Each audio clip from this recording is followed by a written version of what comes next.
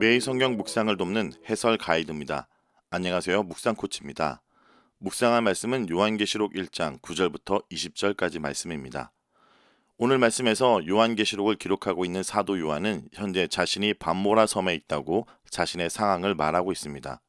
9절에서 나 요한은 너희 형제요 예수의 환난과 나라와 참음에 동참하는 자라 하나님의 말씀과 예수를 증언하였으므로 말미암아 밤모라는 섬에 있었더니 황제 숭배를 강요하는 로마가 초대교회를 박해하며 지도자 요한을 밤모라 섬에 감금하자 하나님은 교회를 격려하기 위해 사도 요한에게 한 상을 보여주시고 그 내용을 기록하여 7교회에게 발송하라고 명령한 것입니다. 이 내용이 9절부터 11절까지 내용입니다. 네로 황제에게 극심한 박해를 받은 데 이어 자신을 신으로 여기는 도미티안 황제에게 숭배를 강요당하자 그로 인하여 고난당하는 교회가 있는가 반면 로마의 음란과 사치에 물들어 변질된 교회도 생깁니다. 그때 하나님은 요한을 통해서 교회들에게 위로, 격려, 책망, 권면을 하셨습니다. 10절에서는 주의 날 내가 성령에 감동되어 그 뒤에 나는 나팔 소리 같은 음성을 들으니 라며 하나님께서 그에게 말씀하기 시작한 것을 말합니다. 주의 날은 예수 그리스도가 부활하셔서 하나님 나라를 다스리는 주가 되시는 것을 기념하는 오늘날 우리가 지키고 있는 주일입니다. 당시 초대교회는 이제 점차 유대인의 안식일 대신 주님이 부활하신 주일을 지키기 시작했고 요한도 주의 날을 거룩하게 지키는 도중에 성령에 감동되어 하나님의 음성을 듣게 된 것입니다.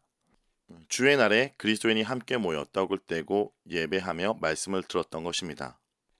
그러므로 사도 요한 한 개인에게 하나님께서 말씀하신 것이 아니라 공동체에게 주의 날 주어진 것이 바로 요한계시록 말씀입니다.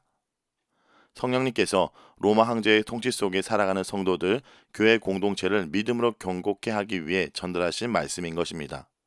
그래서 11절에서 이것을 들어야 될 대상인 교회들의 이름이 등장합니다. 에베소, 서머나, 보가모, 루아디아, 사데, 빌라델비아, 라오디게 교회들입니다. 이 교회들은 소아시아에서 실제 있었던 교회들입니다.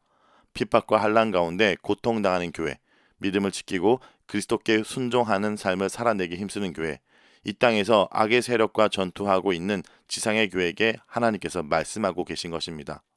그러므로 이것은 오늘 이 땅에서 믿음을 지키며 살아갈 우리에게도 주신 말씀을 여기고 읽고 따라야 하는 것입니다.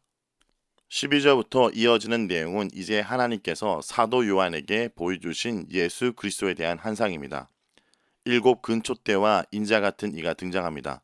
특별히 인자 같은 이는 발에 끌리는 옷을 입고 가슴에 금띠를 띠고 흰 양털과 같고 눈 같은 머리와 털, 불꽃 같은 눈, 그리고 풀무불에 단련된 빛난 주석 같은 발, 많은 물소리 같은 음성, 바로 이것이 인자 같은 이의 묘사입니다.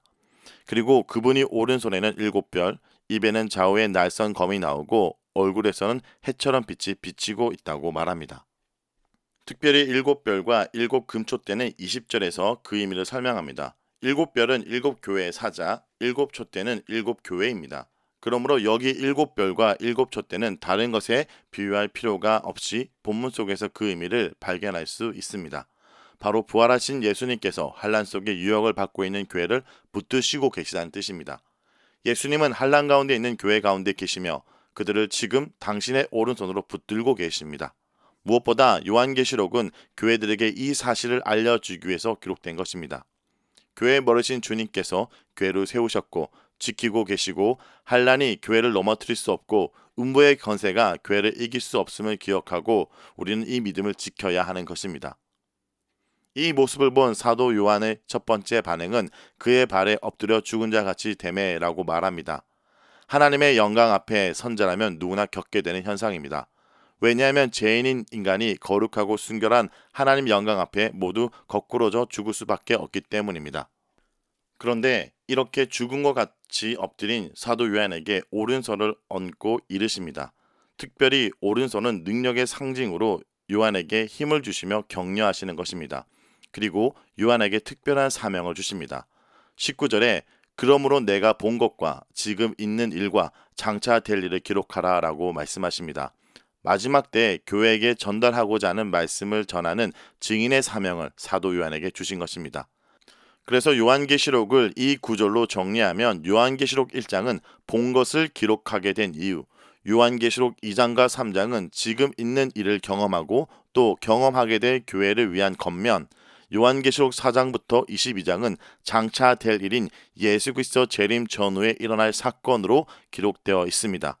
이렇듯 요한계시록은 악한 세상 속에서 살아가는 교회에 대한 마음이 그대로 드러나고 있습니다. 우리를 둘러싼 이 세상의 외부의 압박이 로마 황제 통치 아래서 핍박과 압박을 받으며 살아가는 초대교회 성도 같을지라도 그때나 지금이나 내일이나 교회 주인 되시고 머리 되신 주님께서 그 백성을, 그 자녀를 눈동자처럼 지키고 보호하신다는 것을 기억해야 됩니다. 특별히 마지막을 살아가는 우리들은 우리 힘과 능력으로 세상을 대항하는 것이 아닙니다. 오히려 우리를 지금까지 지키신 그 하나님을 기억하고 그분이 우리를 지킨다는 믿음과 그분을 향한 마음을 지키는 것이 마지막을 살아가는 백성의 삶임을 기억해야 됩니다.